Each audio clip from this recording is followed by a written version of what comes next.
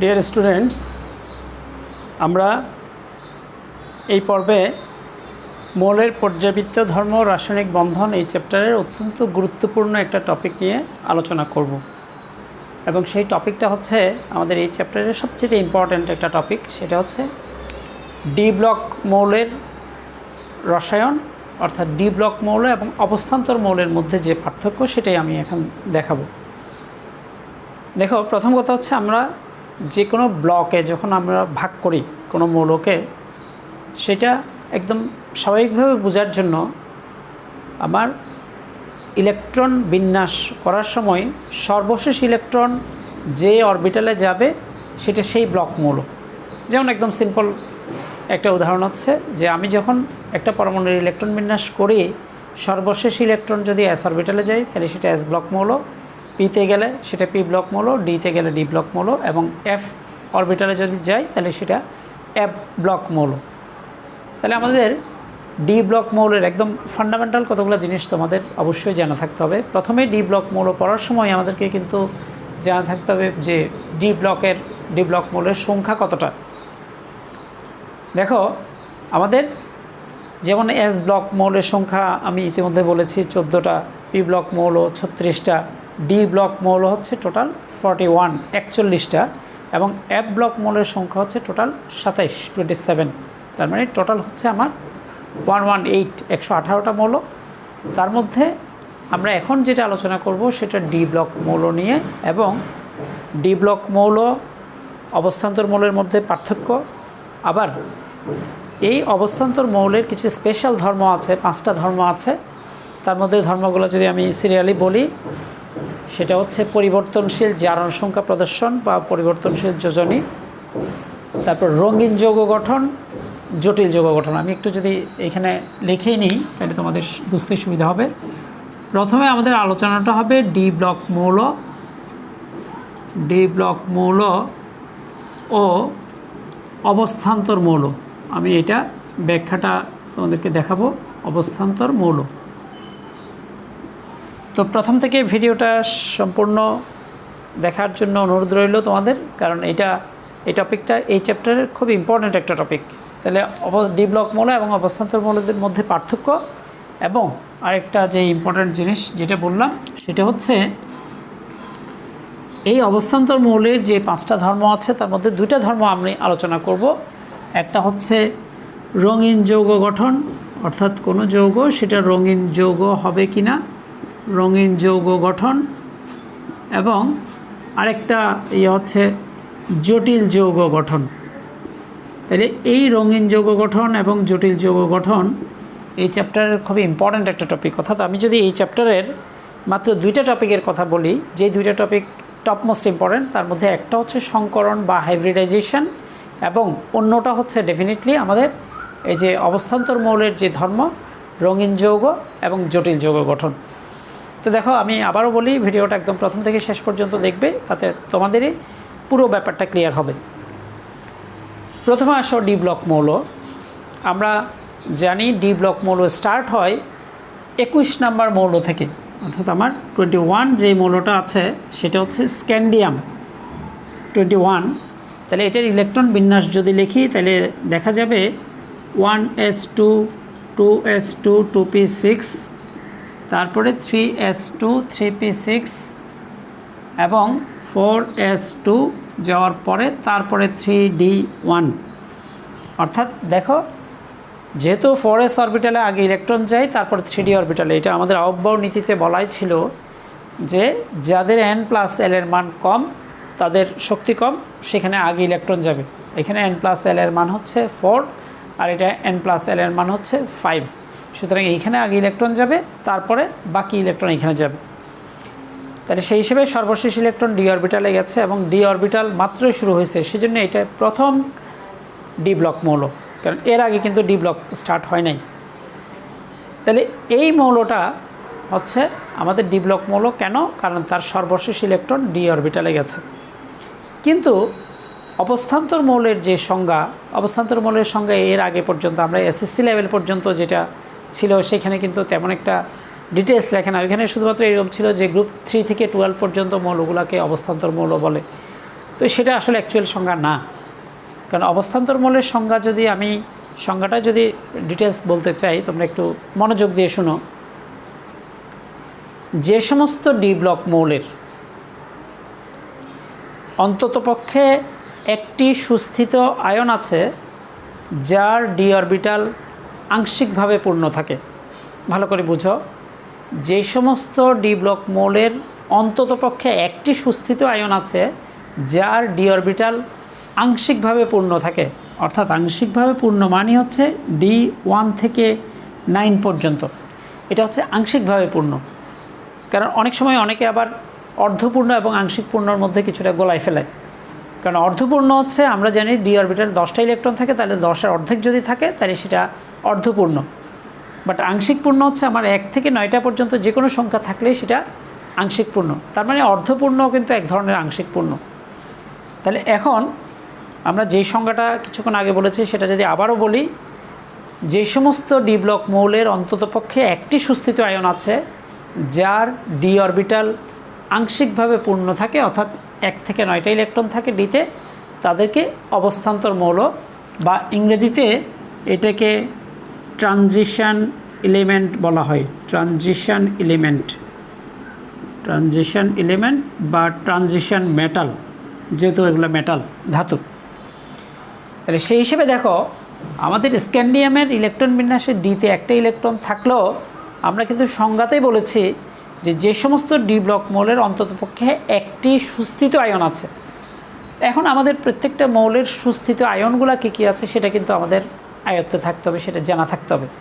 এবং স্ক্যান্ডিয়ামের একমাত্র সুস্থিত আয়ন হচ্ছে স্ক্যান্ডিয়াম 3+, তার মানে অর্থাৎ তার সর্ববহিস্থ কক্ষপথ থেকে টোটাল 3টা ইলেকট্রন ত্যাগ করলেই কিন্তু সে স্ক্যান্ডিয়াম 3+ হবে।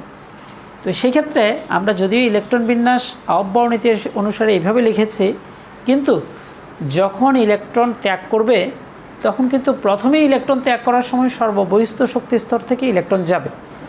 তাহলে সেই হিসেবে যেহেতু 3টা ইলেকট্রন ত্যাগ করতে হবে, 4s2 থেকে 2টা ইলেকট্রন যাবে, তারপরে তার ভিতরের যে শক্তি স্তর 3D সেখান থেকে একটা ইলেকট্রন যাবে, অর্থাৎ আমার এই 3টা ইলেকট্রন গিয়েই কিন্তু স্ক্যান্ডিয়াম 3+ গঠিত হবে। তো স্ক্যান্ডিয়াম 3+ হলে তার ইলেকট্রন বিন্যাস যদি দেখি তাহলে সেক্ষেত্রে হবে 1s2 2s2 2p6 3s2 3p6, অর্থাৎ এখানে দেখা যাচ্ছে স্ক্যান্ডিয়ামের একমাত্র সুস্থিত আয়ন যার ডি অরবিটালে কোনো ইলেকট্রন নাই।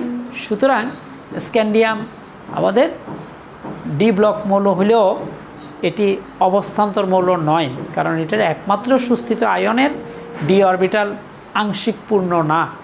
তাহলে সেজন্যই বলা হয় যে স্ক্যান্ডিয়াম ডি ব্লক মৌল হলেও অবস্থান্তর মৌল নয় কেন। তাহলে সে ব্যাখ্যাটা আমি জানলাম। এবার দেখো, আমি যদি সংজ্ঞাটা আবারও বলি তোমাদেরকে, তাহলে তোমরা আরও কিছুটা ইয়ে করতে পারবা। সেটা হচ্ছে, দেখো, অবস্থান্তর মৌলের সংজ্ঞাটা যে সমস্ত ডি ব্লক মৌলের অন্ততপক্ষে একটি সুস্থিত আয়ন আছে যার ডি অরবিটাল আংশিকভাবে পূর্ণ থাকে তাদেরকে অবস্থান্তর মৌল বা transition element or transition metal বলা হয়। এবার দেখো, আমাদের এই যে ডি ব্লক মৌলের প্রথম ডি ব্লক মৌল স্ক্যান্ডিয়াম, এটা ডি ব্লক মৌল হলেও অবস্থান্তর মৌল না। এবার দেখো, এই প্রথম সারির যেই মৌলগুলো আছে তার মধ্যে আমরা যদি এইভাবে দেখি, scandium, titanium, vanadium, chromium, manganese, তারপরে আয়রন, কোবাল্ট, নিকেল, কপার এবং জিঙ্ক, অর্থাৎ 21 থেকে শুরু করে আমার 30 পর্যন্ত মৌলগুলো হচ্ছে প্রথম, অর্থাৎ 3D ব্লক মৌলের প্রথম সারি। এই যে এটা 3D1 থেকে শুরু করে এটা 3D10 পর্যন্ত গিয়ে এটা শেষ হয়। তাহলে সেক্ষেত্রে আমাদের স্ক্যান্ডিয়াম থেকে একদম জিঙ্ক পর্যন্ত শুধুমাত্র প্রথম এবং লাস্ট মৌলটা, অর্থাৎ স্ক্যান্ডিয়াম এবং জিঙ্ক ছাড়া বাকি সবগুলাই কিন্তু ডি ব্লক মৌল তো বটেই এবং অবস্থান্তর মৌল, কিন্তু শুধুমাত্র স্ক্যান্ডিয়াম এবং সর্বশেষ যেটা জিঙ্ক আছে সেই মৌলটা কিন্তু অবস্থান্তর মৌল নয়। আমি তো কিছুক্ষণ আগে স্ক্যান্ডিয়ামের কথা বললাম যে যেহেতু স্ক্যান্ডিয়ামের একমাত্র সুস্থিত আয়নের ডি অরবিটালে কোনো ইলেকট্রন থাকে না, অর্থাৎ আংশিক পূর্ণ তো দূরের কথা, ইলেকট্রনই থাকে না, তাহলে সেক্ষেত্রে সেটা অবস্থান্তর মৌল নয়। এবার আসো আমরা জিঙ্ক কেন অবস্থান্তর মৌল নয় ডি ব্লক মৌল হওয়া সত্ত্বেও। আমি যদি জিঙ্কের ইলেকট্রন বিন্যাসটা এখানে লিখি, আমি জিঙ্ক লিখলাম, জিঙ্ক যেহেতু 30, তাহলে তার ইলেকট্রন বিন্যাস হবে 1s2 2s2 2p6, তারপরে 3s2 3p6 4s2 3d10। এই যে দেখো 6 4 10, 10 10 20, 20 10 30। তবে আমরা যখন ফাইনাল কোনো মৌলের ইলেকট্রন বিন্যাস লিখব তখন কিন্তু আমাকে এটাকে শক্তি স্তর অনুযায়ী সাজিয়ে তারপর লিখতে হবে। অর্থাৎ এখানে আমরা 1s2 2s2 2p6, তারপরে 3s2 3p6 3d10 এবং লাস্টে 4s2 এটা লিখতে হবে। তো সুতরাং জিঙ্কের ইলেকট্রন বিন্যাসে দেখা যায় যে লাস্টে 4s2 আছে। আর প্রথম ইলেকট্রন বিন্যাসটা করার সময় সর্বশেষ ইলেকট্রন ডি অরবিটালে গিয়েছে বলেই এটা ডি ব্লক মৌল। বাট জিঙ্কের একমাত্র সুস্থিত আয়ন হচ্ছে জিঙ্ক 2+। তো জিঙ্ক 2+ যদি করতে যাই তাহলে সেক্ষেত্রে কিন্তু তার সর্ববহিস্থ শক্তি স্তরে 2টা ইলেকট্রন ত্যাগ করবে। তো সর্ববহিস্থ শক্তি স্তরে 2টা ইলেকট্রন যদি ত্যাগ করে তো সেক্ষেত্রে তার ইলেকট্রন বিন্যাস হবে 3d10। তার মানে 3dতে 10টা ইলেকট্রন আছে।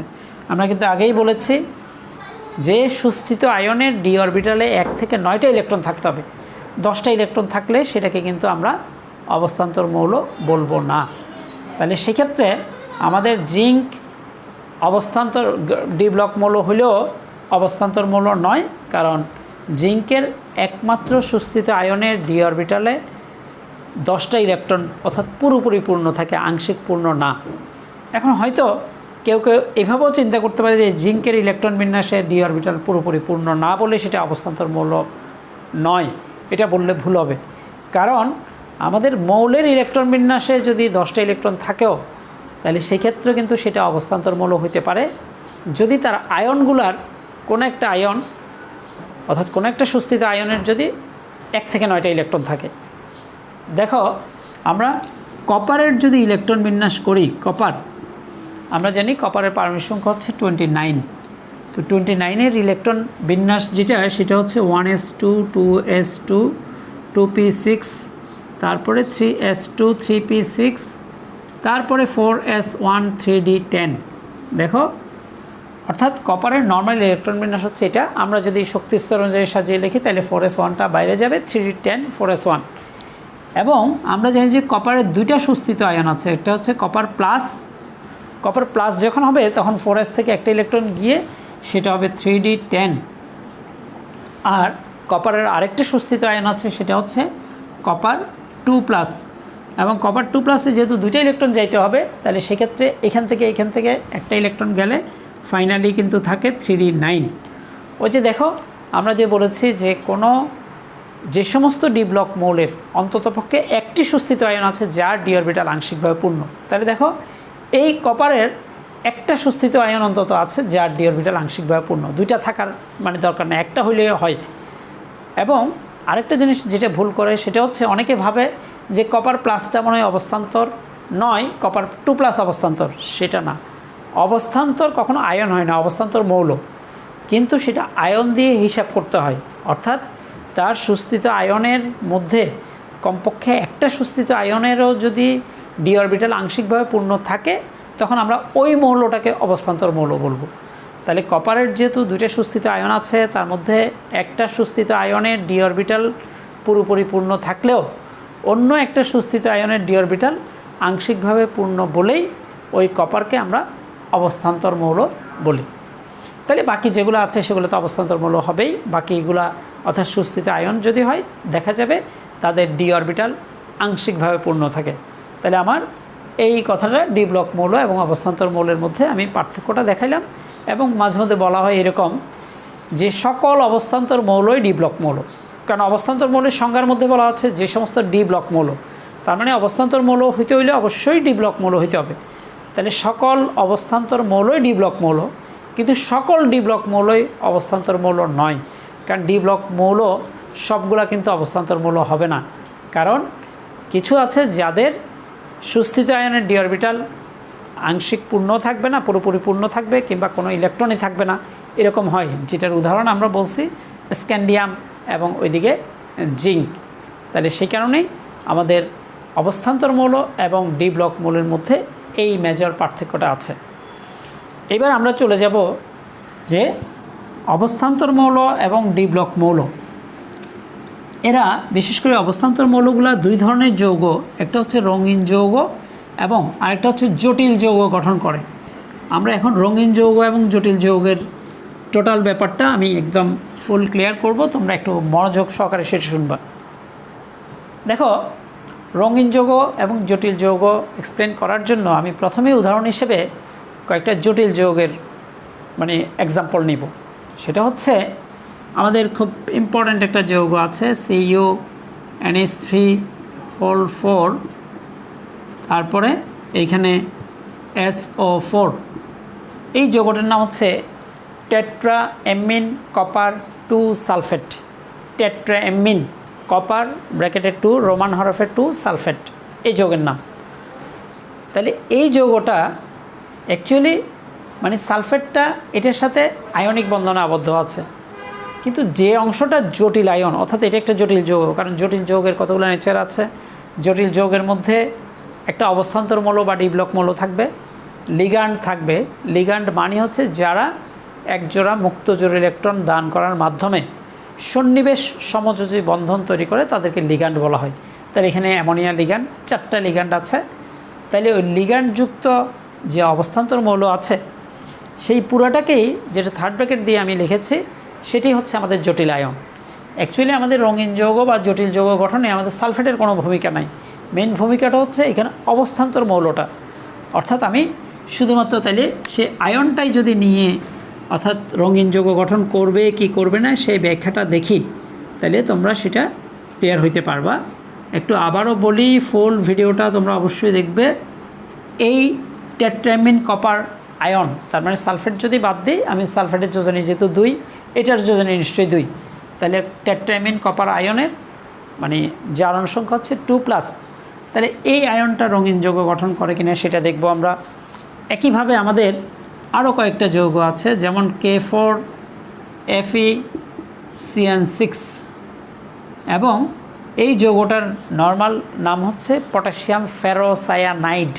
পটাশিয়াম ফেরোসায়ানাইড, উচ্চারণগুলো একটু খেয়াল করবা, ফেরোসায়ানেট না, সায়ানাইড। এবং এটার যদি আমি ইউপ্যাক পদ্ধতিতে নামকরণ করতে চাই, তাহলে এটার নাম হচ্ছে পটাশিয়াম হেক্সাসায়ানো ফেরেট ব্র্যাকেটের 2। পটাশিয়াম হেক্সাসায়ানো, হেক্সাসায়ানো মানে হচ্ছে 6টা সায়ানাইড মূলক আছে, সায়ানো ফেরেট। তাহলে ফেরেট 2 ব্র্যাকেটের 2, কারণ এখানে আয়রনের জারণ সংখ্যা হচ্ছে 2। আমরা যদি বের করি তাহলে কিন্তু 2ই আসবে। তবে এইখানেও আমরা যেরকম আগের অংশের মধ্যে নেগেটিভ আয়নটা বাদ দিয়ে এই পজিটিভ আয়নটাকেই জটিল আয়ন বলছি, এবার কিন্তু পজিটিভ আয়নটা অর্থাৎ পটাশিয়াম আয়নটা বাদ দিয়ে আমাদের নেগেটিভ আয়নটা হবে এখানে জটিল আয়ন। তাহলে নেগেটিভ আয়নটা এখানে হচ্ছে FeCN6 এবং সেটা হচ্ছে 4- অর্থাৎ হেক্সাসায়ানো ফেরেট 2 আয়ন। তাহলে আমরা এই দুইটা উদাহরণ হিসেবে নিয়ে এই দুইটা যৌগ রঙিন যৌগ গঠন করে কিনা সেটা আমরা প্রথমে দেখব। আমাদের ভিডিও যদি লেংদি হয়ে যায় তাহলে হয়তো আমাদের অ্যানাদার ভিডিও তৈরি করতে হবে যেটা আমরা জটিল যৌগ এক্সপ্লেন করব। দেখো, খুব ইম্পর্টেন্ট কিন্তু দুইটা টপিক, বারবারই বলছি। এইবার এই দুইটা জটিল আয়ন ছাড়াও আমাদের আলোচনার আরেকটা বিষয় হতে পারে যে স্ক্যান্ডিয়াম 3+, এটা রঙিন যৌগ গঠন করে কিনা, কারণ এটাও তো আমাদের ডি ব্লক মৌল। তারপরে জিঙ্কের কোনো আয়ন, জিঙ্ক 2+, এরা কি রঙিন যৌগ গঠন করে কিনা, অথবা জিঙ্কের আমি একটা জটিল আয়নও করতে পারি, সেটাও দেখিয়ে বলতে পারি যে জিঙ্ক আয়নটা আসলে জিঙ্কের তো যেখানে থাকবে থাকুক না কেন, জিঙ্ক 2+ ছাড়া তো অন্য কোনো আয়ন ফর্মেশন করে না। তাহলে সেক্ষেত্রে জিঙ্ক 2+ আয়ন বা জিঙ্ক আয়নটা রঙিন যৌগ গঠন করে কি করে না, কিংবা স্ক্যান্ডিয়াম আয়ন করে কি করে না, সেটা আমাদেরকে দেখতে হবে। তাহলে প্রথমে দেখো, আমার টেট্রাএমিন কপার আয়ন যেটা আছে সেটা রঙিন যৌগ গঠন করার যে শর্ত সেটা আমরা প্রথমে তোমাদেরকে এক্সপ্লেন করব।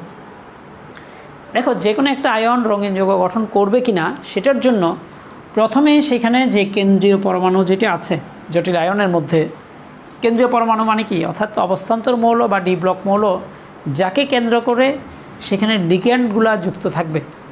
লিগ্যান্ডগুলো মুক্ত জোড় ইলেকট্রন দান করার মাধ্যমে সেখানে সন্নিবেশ সমযোজী বন্ধন তৈরি করবে।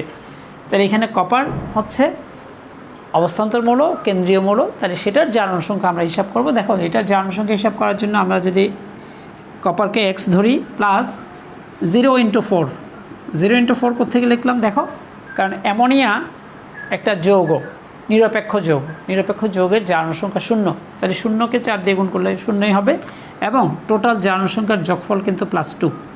তাই দেখো সুতরাং x সমান আমরা +2 বসাইতে পারি। তার মানে অর্থাৎ এখানে এটা দিয়ে বোঝানো হচ্ছে যে কপারের জারণ সংখ্যা +2। আমার এই জটিল আয়নের মধ্যে কপারটা জারণ সংখ্যা +2 হিসেবে ব্যবহৃত হয়েছে। এখন আসো আমি যদি সেই ব্যাখ্যাটাই এখানে লিখি যে কপারের জারণ সংখ্যা 2 দেখে, তাহলে আমরা কিভাবে কি এক্সপ্লেন করব সেই জিনিসটাই আমি এখানে লিখি। কপারের জারণ সংখ্যা যখন কপার 2+, দেখো ভালো করে খেয়াল করে দেখো, তার ডি অরবিটালে তখন 3d9 9টা ইলেকট্রন থাকে। 3d9 কারণ কপার এর এমনিতে নর্মালি ইলেকট্রন বিন্যাস হচ্ছে 3d10 4s1, কিন্তু যখন সে দুটো ইলেকট্রন ছেড়ে দেবে তখন 4s1 থেকে এবং 3d10 থেকে ইলেকট্রন গিয়ে 3d9 হবে। এখন খেয়াল করে দেখো 3d9 যদি হয়, আমরা যদি এইভাবে করি যে ডি অরবিটালের আমরা জানি যে মোট 5টা অরবিটাল, তাহলে 5টা অরবিটালে প্রতিটাতে প্রথমে একটা একটা করে ইলেকট্রন যাবে, একটা করে ইলেকট্রন যাবে, তাহলে 5টা ইলেকট্রন, এবং পরবর্তীতে বিপরীতমুখী স্পিনের ইলেকট্রনগুলো এসে জোড়বদ্ধ হবে এবং তাতে দেখা যাচ্ছে ফাইনালি একটা অরবিটাল সিঙ্গেল ইলেকট্রন থাকবে, একমুখী স্পিনের ইলেকট্রন, কারণ ইলেকট্রন আছে 9টা, তাহলে 4টাতে। এটা হচ্ছে হুন্ডের নীতির মাধ্যমে, অর্থাৎ আমার ডি অরবিটালের যেই 5টা সাব অরবিটাল আছে সেখানে 4টাতে জোড়বদ্ধ অবস্থায় এবং একটাতে বিজোড় অবস্থায় একটা ইলেকট্রন থাকবে। এখন আসো আমরা কিন্তু যেটা দেখাচ্ছি সেটা হচ্ছে এই আয়নটা বা এই যৌগটা রঙিন যৌগ গঠন করবে কিনা সেটার ব্যাখ্যাটা কিন্তু আমি দেখাচ্ছি। আমি যদি উপরের অংশটা এখানে মুছেও দিই, দেখো প্রথমেই ডি এর যে 5টা অরবিটাল আছে তারা কিন্তু সমান শক্তিতে আছে, সমশক্তি সম্পন্ন অরবিটাল। কারণ ডি এর যে 5টা সাব অরবিটাল আছে dxy, dyz, dzx, dx2, y2, dz2, এই 5টা অরবিটাল সমান শক্তিতে আছে। সমশক্তি সম্পন্ন অরবিটালগুলোকে ডিজেনারেট অবস্থা বলা হয়। ডিজেনারেট অরবিটাল বা ডিজেনারেট অবস্থা।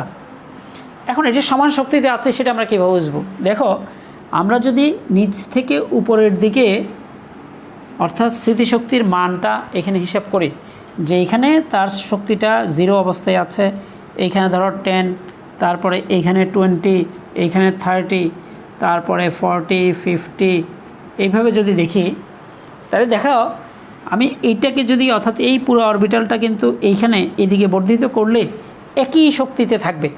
তার মানে সমান শক্তি সম্পন্ন অরবিটালগুলোকে বলা হয় ডিজেনারেট অবস্থা। তাহলে প্রথমেই আমার কপার 2+এর যে 5টা অরবিটাল আছে ডি অরবিটাল, তারা সমান শক্তিতে আছে এবং সেটা হচ্ছে ডিজেনারেট অবস্থা।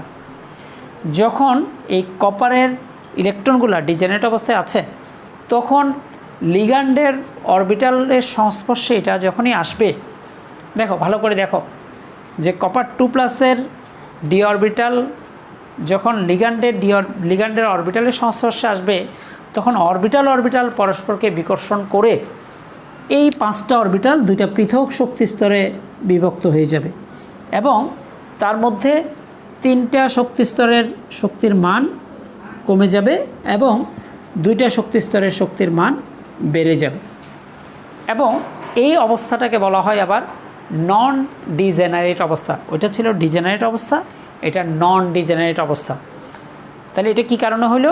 সেটা হচ্ছে যখনই কপার 2+এর অরবিটালগুলো লিগ্যান্ডের অরবিটালের সংস্পর্শে আসে তখন অরবিটাল বিকর্ষণের কারণে এরা 2টি পৃথক শক্তি স্তরে বিভক্ত হয় এবং 3টে অরবিটালের শক্তির মান কমে যায় এবং 2টা অরবিটালের শক্তির মান বেড়ে যায়। তাহলে দেখো এখানে আমরা সিম্বলিক্যালি অর্থাৎ এখানে যে ইয়েটা নিয়েছি সেটা যদি এটাকে এইদিকে বর্ধিত করি, ধরো আমি ধরলাম যে এখানে শক্তির মান যেটা বেড়ে গিয়েছে সেটা 40 থেকে এটা ধরলাম আমি এটা 45 কিলো জুলে আছে। যেহেতু এটা 40 আর 50-এর মাঝামাঝি, সেই জন্য 45 ধরলাম। আবার এইখানে যেটা আছে সেটাও যদি আমি এটাকে বর্ধিত করি, ধরো এইখানে আমি ধরলাম যে এখানে 2 কিলো জুল আছে। আচ্ছা, এটা আরেকটু উপরে উঠবে সম্ভবত। ধরলাম যে আচ্ছা 4 কিলো জুল। তাহলে দেখো এখানে শক্তির মান, 3টা অরবিটালের শক্তির মান কমে গেছে এবং 2টা অরবিটালের শক্তির মান বেড়ে গেছে। তাহলে তাদের মধ্যে শক্তির একটা পার্থক্য সৃষ্টি হচ্ছে, এবং এই শক্তির পার্থক্যটা আমরা যদি সেটাকে ডেল্টা ই দিয়ে প্রকাশ করি, ডেল্টা ই মানেই হচ্ছে অর্থাৎ দুইটা, এটারও শক্তি আছে এটারও শক্তি আছে, তাহলে শক্তির পার্থক্যটা 45 থেকে তখন 4 কিলো জুল যদি আমি বাদ দিই, তাহলে দেখা যায় সেটা 41 কিলো জুল, 41 কিলো জুল শক্তির মান।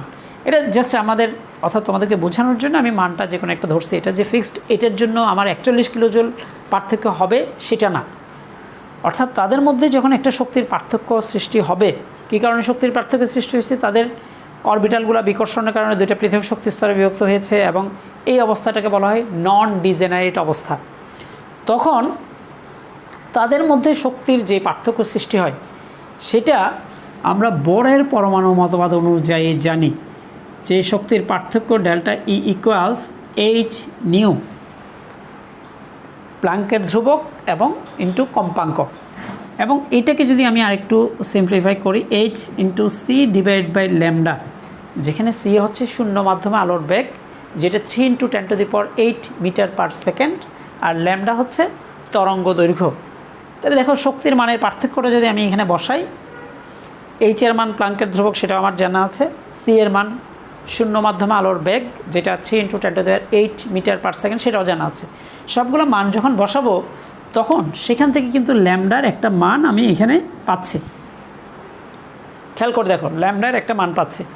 এই ল্যামডার মানটা যদি আমাদের 380 থেকে 780 ন্যানোমিটারের মধ্যে হয়, তাহলে এই ন্যানোমিটারের মধ্যে হলে কি সুবিধা, সেটা হচ্ছে 380 ন্যানোমিটার থেকে 780 ন্যানোমিটারটা কিন্তু আমাদের দৃশ্যমান আলোর তরঙ্গ দৈর্ঘ্য, অর্থাৎ বেগুনি থেকে শুরু করে আমরা যে এটা জানি ভিভগিওর বা বেনিয়া সহকলা, সেই বেগুনি, নীল, আসমানি, সবুজ, হলুদ, কমলা, লাল, এই রঙগুলোর মধ্যে যদি পড়ে ল্যামডার মানটা, তাহলে তখন দেখা যায় এখানে একটা জিনিস অবশ্য আমি ইতিমধ্যে ইলেকট্রনগুলোকে আমাকে ডিস্ট্রিবিউট করতে হবে।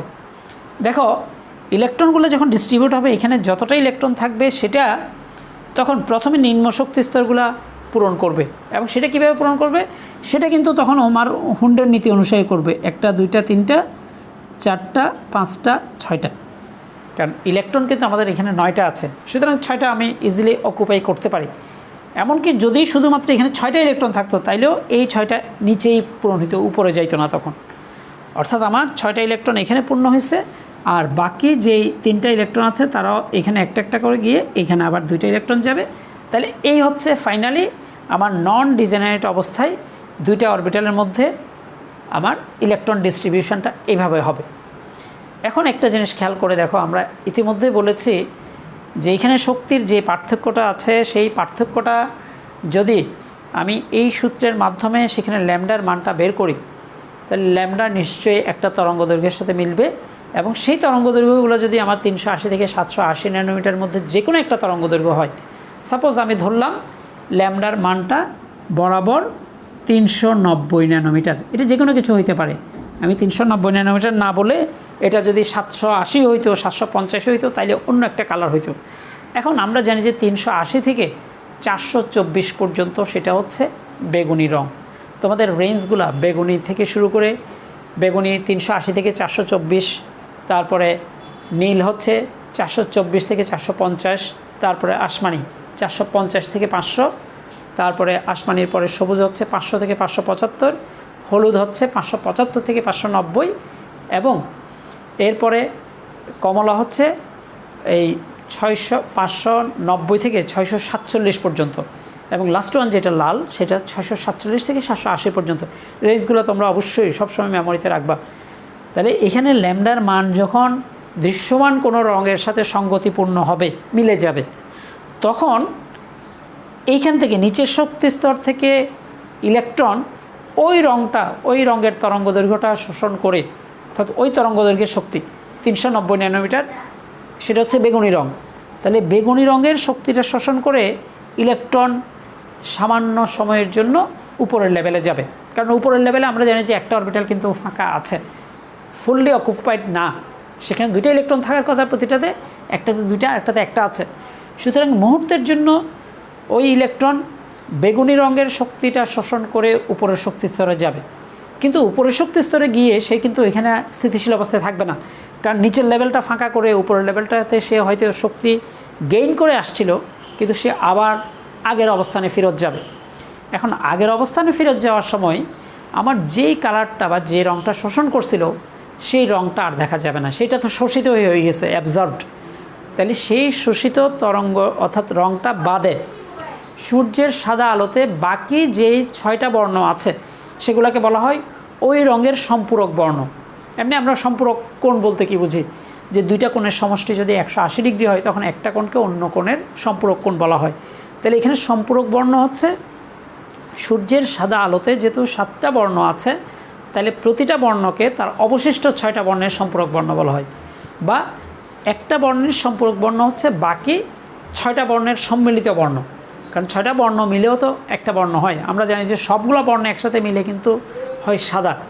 তাহলে সেক্ষেত্রে আমি যদি সেখান থেকে বেগুনিটা বাদ দিই, তখন সেখানে বেগুনি বাদে অবশিষ্ট বর্ণগুলো একটা বর্ণ হবে। সেটা কি, সেটা হয়তো আমাকে মুখস্থ করার দরকার নাই। এখন সেই ক্ষেত্রে যেটা করতে হবে যে যদি দৃশ্যমান কোনো আলোর সাথে সঙ্গতিপূর্ণ হয় তখন বিজোড় ডি ইলেকট্রন ওই রঙের শক্তি শোষণ করে উপরের শক্তি স্তরে যাবে, এবং উপরের শক্তি স্তরে গিয়ে যখন আবার পূর্ববর্তী শক্তি স্তরে ফিরে আসবে তখন যেই বর্ণটা শোষণ করেছিল সেই বর্ণের সম্পূরক বর্ণ আমাদের চোখে প্রতিফলিত হবে, অর্থাৎ ওই যোগের বর্ণটা তখন আমরা ওই কালারটা দেখব। কোন কালারটা? যে কালারটা শোষণ হয়েছিল সেটা না, শোষণ বাদে বাকি বর্ণগুলোর সমষ্টি যেটা, সেটাই আমরা দেখব। অর্থাৎ এই ক্ষেত্রে আমাদের যে স্টেটমেন্ট দিতে হবে সেটা হচ্ছে যৌগটা আদৌ রঙিন হবে কি হবে না, সেটা কোন কালার হবে সেটা কিন্তু আমাদের এখানে করতে হবে না। তাহলে দেখা যাচ্ছে এই যৌগটা, অর্থাৎ আমি যেই যৌগ নিয়ে আলোচনা করতে যাচ্ছি সেটা অবশ্যই রঙিন হবে। তাহলে খুব শর্টকাট যদি বলতে চাই, প্রথমেই আমি কপার 2+ ইলেকট্রন বিন্যাস করে তারপরে এখানে ডিজেনারেট অবস্থা মানে যখন ইলেকট্রনগুলো সমান শক্তিতে আছে, যখন এই কপার 2+ অরবিটাল আমার লিগ্যান্ডের অরবিটালের সংস্পর্শে আসবে তখন তারা পরস্পর বিকর্ষণের কারণে দুটো পৃথক শক্তি স্তরে বিভক্ত হবে। নিচের শক্তি স্তরে 3টা অরবিটাল, উপরের শক্তি স্তরে 2টা অরবিটাল, এবং তাদের মধ্যে যে শক্তির পার্থক্য হবে সেই শক্তির পার্থক্য যদি দৃশ্যমান কোনো আলোর সাথে সঙ্গতিপূর্ণ হয় তখন নিচের শক্তি স্তরে থাকা বিজোড় ইলেকট্রন ওই শক্তিটা শোষণ করে উচ্চ শক্তি স্তরে গমন করবে, এবং উচ্চ শক্তি স্তর থেকে আবার পূর্ববর্তী শক্তি স্তরে ফিরে আসার সময় আলোর অবশিষ্ট বর্ণ আমাদের চোখে প্রতিফলন করবে, অর্থাৎ ওই যৌগটা আমরা সেই কালারটা দেখব, অর্থাৎ যেই বর্ণটা শোষিত হয়েছে তার সম্পূরক কালার, সম্পূরক বর্ণ। অর্থাৎ এই ক্ষেত্রে আমরা বলতে পারি যে টেট্রামিন কপার আয়নটা রঙিন হবে। That's it. এখন আমাদের আরেকটা উদাহরণ যেটা দিয়েছিলাম সেটা আমি এই সুযোগে এটা থাকা অবস্থায় আমি করে নিচ্ছি। দেখো, সেই উদাহরণটা ছিল আমাদের পটাশিয়াম হেক্সাসায়ানোফেরেট, যেটা আমরা জটিল আয়নটা নিয়েছিলাম কিন্তু Fe6 4-। দেখো ভালো করে, এবং এখানেও আমাদের মেইন উদ্দেশ্য হচ্ছে আয়রনের ইলেকট্রন বিন্যাসটা কী আছে সেটা দেখে নেব। তাহলে আয়রনটা কিন্তু এখানে আমার x - 6 = -4, দেয়ারফর x হচ্ছে +2। এখন -6 কীভাবে লিখলাম? দেখো, সায়ানাইড আগেরটাতে কিন্তু অ্যামোনিয়া ছিল, অ্যামোনিয়া একটা যৌগ ছিল বলে নিরপেক্ষ যৌগের জারণ সংখ্যার যোগফল সবসময় 0, বাট সায়ানাইড একটা রেডিক্যাল, একটা যৌগমূলক যার নেগেটিভ চার্জ হচ্ছে -1, সায়ানাইড। তো -1কে 6 দিয়ে গুণ করলে -6, আমি একবারে লিখে দিই x - 6 তার উপর -4 আছে, -4, তাহলে x = 6 ওই পাশে চলে গেলে +6, 6 থেকে 4 গেলে 2। অর্থাৎ আমি এখানে যেটা দেখলাম সেটা হচ্ছে এখানে আমাদের আয়রনটা Fe2+ হিসেবে থাকবে। এবার দেখো, Fe2+ যদি থাকে তাহলে আমাদের ইলেকট্রন বিন্যাসে যদি আমি এইভাবে দেখাই, আয়রনটা 1s2 2s2 2p6, তারপরে 3s2 3p6 এবং 4s2 3d6, এটা হচ্ছে আয়রনের ইলেকট্রন বিন্যাস। এবং আমি যদি শক্তি স্তর অনুযায়ী সাজিয়ে লিখি তাহলে এর পরের যেটা হবে সেটা হবে 3d6 4s2। তো সুতরাং আমার এখানে যেহেতু আয়রনটা Fe2+, আমার সর্ববহিস্থ শক্তি স্তর, অনেকেই ভুলে কিন্তু 3d6 থেকে দুটো ইলেকট্রন গিয়ে 3d4 করে ফেলে, সেটা হবে না। তার মানে 4s2 থেকে দুটো ইলেকট্রন যাওয়ার পরে সেটা 3d6 হবে। অর্থাৎ আমি এখানে লিখতে পারি এখন আয়রন 2+ এর ক্ষেত্রে তার ইলেকট্রন বিন্যাস 3d6। এবং 3d6 এর ক্ষেত্রে এবার দেখো আমাদের তখন এই ইলেকট্রন বিন্যাসে প্রথমে একটা একটা করে 5টা ইলেকট্রন যাবে, এবং সেটা কিন্তু ডিজেনারেট অবস্থায় 5টা ইলেকট্রন যাওয়ার পরে যেহেতু মোট 6টা ইলেকট্রন, আবার প্রথমটাতে 2টা ইলেকট্রন, অর্থাৎ একটাতে জোড়বদ্ধ থাকবে আর বাকি সবগুলোতে বিজোড় ইলেকট্রন থাকবে।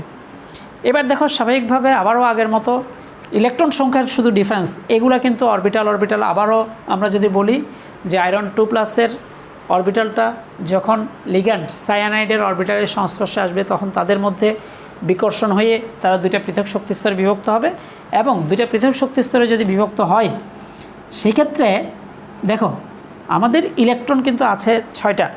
তাহলে 6টা ইলেকট্রন আমি আগেই বলেছি 6টা ইলেকট্রন থাকলে আগে আমাকে নিচের লেভেলটা ফিল আপ করতে হবে। তাহলে 6টা ইলেকট্রন 2, 4, 6 দিয়ে ফিল আপ হয়ে গেছে, আর কোনো ইলেকট্রন কিন্তু ওইখানে যাবে না। নর্মালি আমরা এইখানে কিন্তু মানে হুন্ডের নীতি অনুসারে প্রত্যেকটাতে একটা একটা করে দিচ্ছি, এখানে কিন্তু তাই হবে না 1, 2, 3, 4, 5, কারণ এটার তো শক্তি এমনিতেই বেশি। সুতরাং আগে নিচের লেভেলটা ওই হুন্ডের নীতি অনুসারে 1, 2, 3, 4, 5, 6 এভাবে যাবে। তাহলে দেখা যাচ্ছে এখানেও শক্তির একটা পার্থক্য সৃষ্টি হচ্ছে।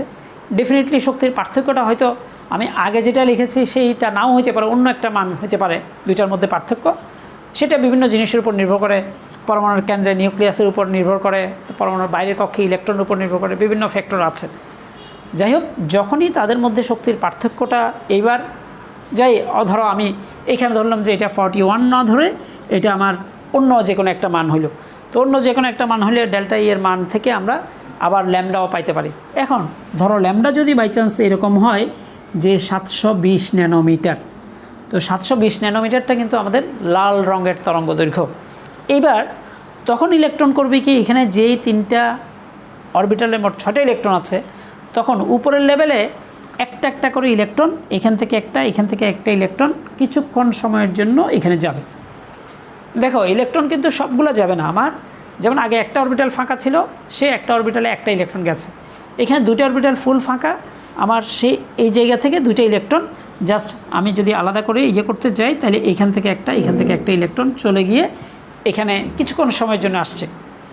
এবং সেটা আসছে কিভাবে, ওই যে শক্তি স্তরের মধ্যে যে পার্থক্যটা হবে সেই পার্থক্যটা যদি আমরা ল্যামডার মান বের করি কোনো দৃশ্যমান তরঙ্গদৈর্ঘ্যের সাথে সঙ্গতিপূর্ণ হয়। আমরা আগেই বলেছি যে ল্যামডার মানটা ধরো 720 ন্যানোমিটার, যেটা লাল রঙের তরঙ্গদৈর্ঘ্য, তখন 2টা বিজোড় ইলেকট্রন একটা ইলেকট্রন একটা কিন্তু 2টা, আবার এক জোড়া না, সেই জন্য বলা আছে বিজোড় ডি ইলেকট্রন শক্তি শোষণ করে। তাহলে কিসের শক্তি শোষণ করবে, ওই লাল রঙের শক্তিটা শোষণ করে ইলেকট্রন উপর স্তরে যাবে, এবং উপর স্তর থেকে যখন আবার ফেরত আসবে তখন ওই লাল বর্ণ যেটা শোষিত হয়ে গেছে সেই বর্ণটা আর দেখা যাবে না। সেই বর্ণ বাদে রেস্ট অফ দ্য 7 কালার্স, বাকি 7টার মধ্যে বাকি যে 6টা কালার আছে ওই 6টা মিলে যেই সম্মিলিত কালার হবে সেই কালারটাই আমরা আমাদের চোখে দেখব, অর্থাৎ ওই যৌগটার কালার হবে সেটা। অনেক সময় দেখবা তোমার যে কোনো একটা এই যে বর্ণ মানে গাঢ় নীল বর্ণ, আবার অনেকটা হালকা নীল, অনেক সময় লালচে বাদামি, এই কালারগুলা হয় কেন, তাদের একটা বর্ণ শোষিত হয়ে বাকি 6টা বর্ণ সেটা একসাথে মিলিত বর্ণ দেখায়। কারণ এই যে 6টা 7টা বর্ণ মিলে কিন্তু এক এক সময় এক এক বর্ণ এক এক রকম হয়, 3টা কালার মিলে এক কালার হবে, 4টা কালার মিলে আরেক ধরনের কালার হবে। তাহলে এই ক্ষেত্রে আমরা যেটা পেলাম যে ফেরোসায়ানাইড আয়ন যেটা আছে সেটাও কিন্তু রঙিন হবে। আমি খুব সংক্ষেপে, কারণ আমার ভিডিওটা হয়তো লেংদি হয়ে যাচ্ছে, সেই জন্য আমি খুব সংক্ষেপে তোমাদেরকে স্ক্যান্ডিয়াম 3+টার কথা বলবো। স্ক্যান্ডিয়াম 3+ এবং জিঙ্ক 2+। দেখো স্ক্যান্ডিয়াম 3+এ কিন্তু ডি অরবিটালের কোনো ইলেকট্রন নাই, এর আগে দেখেছি। তাহলে এখানে যখনই ডি অরবিটাল আসবে এর পুরাটাই ফাঁকা, তার মানে সেটা 2টা পৃথক শক্তি স্তরে বিভক্ত হলেও এমন কোনো ইলেকট্রন থাকবে না যেটা শক্তি শোষণ করে উপরে যাবে। তো শক্তি শোষণও করতে পারবে না, বিকিরণও করতে পারবে না। সুতরাং স্ক্যান্ডিয়ামের যৌগগুলা সাধারণত বর্ণহীন হয়, কোনো কালার শো করে না, বর্ণহীন। অন্যদিকে জিঙ্ক 2+এর ইলেকট্রন বিন্যাসে দেখা যায় যে 3d10। তো 3d10 যদি হয় তখন দেখা যাচ্ছে এখানে সবখানে 2টা করে ইলেকট্রন, এবং এইখানেও 6টা ইলেকট্রন, এইখানেও 10টা 4টা ইলেকট্রন হয়ে 10টা ইলেকট্রন। তাহলে জিঙ্ক 2+এর ক্ষেত্রে যেটা হবে সবগুলো ফিল আপ, সুতরাং সেক্ষেত্রেও কোনো ইলেকট্রন কিন্তু শক্তি শোষণও করতে পারবে না, আবার বিকিরণও করতে পারবে না। এবং ওই যৌগগুলার জিঙ্ক 2+ যৌগের বর্ণ সাধারণত সাদা হয়। জিঙ্কের যে কোনো যৌগের বর্ণ দেখবা যে সাদা। তাহলে আমরা এই ব্যাখ্যাটা অর্থাৎ রঙিন যৌগ গঠন কীভাবে মানে হয় সেটার একদম ডিটেলস তোমাদেরকে বললাম। তোমরা অবশ্যই বই থেকে সেটা একটু ভালো করে ক্লিয়ার করবা, যাতে এটা নিয়ে আর কোনো সমস্যা না থাকে। তো তোমাদের বারবারই অনুরোধ করি। আর ছোট্ট একটা অনুরোধ, সেটা হচ্ছে যখনই তোমরা যাদের বাসায় ওয়াইফাই আছে তারা ভিডিওটা অন্তত ওয়াইফাইয়ে সরাসরি দেখার চেষ্টা করবা। এটা ডাউনলোড করে পরে দেখব, এটা ডাউনলোড করে হয়তো পরে দেখা হয় না, আর সেটা আমার চ্যানেলের জন্য কিন্তু সেটা ব্যাড একটা এফেক্ট পড়ে। সো ডাউনলোড করবা না, নিজে প্রত্যেকটা ভিডিও সরাসরি দেখবা যদি তোমাদের বাসায় ওয়াইফাই থাকে। আরেকটা ছোট্ট অনুরোধ, যে আমার ভিডিওটিতে যখনই দেখবা তখন যদি সাবস্ক্রাইব না করে থাকো তাহলে অবশ্যই সাবস্ক্রাইব করবা, আর লাইক তো দিতেই পারো। আর আরেকটা জিনিস হচ্ছে বন্ধুদের সাথে অবশ্যই বেশি বেশি শেয়ার করবা। That's all. খোদা হাফেজ, বেস্ট অফ লাক।